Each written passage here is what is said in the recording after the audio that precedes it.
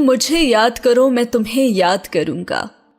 میں سورہ بقرہ کی تلاوت کر رہی تھی کہ اچانک میری نظر سے ایک آیت گزری جس کا ترجمہ کچھ یوں تھا، تم مجھے یاد کرو میں تمہیں یاد کروں گا۔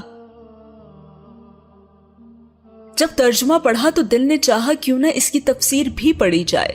یہ خیال مجھے آج پہلی بار آیا، ورنہ عام طور پر میں قرآن کی صرف تلاوت ہی کرتی ہوں۔ جب تفسیر کھولی اور پڑھ کر دیکھا تو رونگٹے کھڑے ہو گئے۔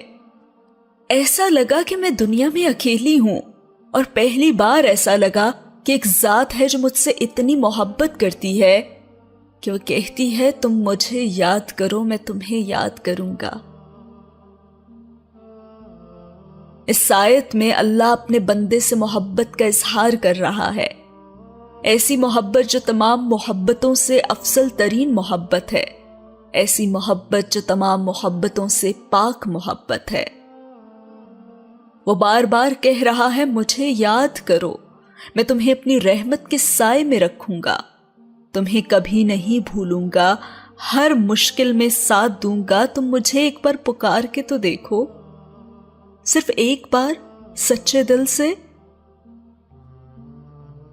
میں یہ دنیا تمہاری کر دوں گا۔ پھر مزید میں نے تفسیر پڑھی جس کے پڑھنے کے بعد میرے آنسو جاری ہو گئے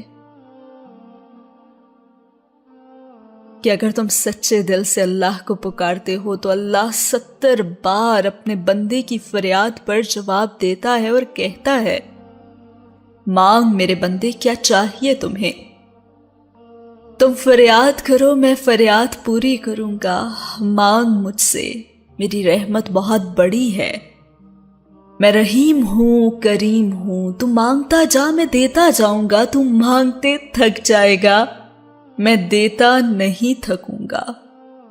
سبحان اللہ، میرا رب کتنا عظیم ہے۔ اگر آپ اس طرح کی مزید ویڈیوز چاہتے ہیں تو ویڈیو کو لائک کرنا، کامنٹ کرنا، شیئر کرنا اور سبسکرائب کرنا نہ بھولیے گا۔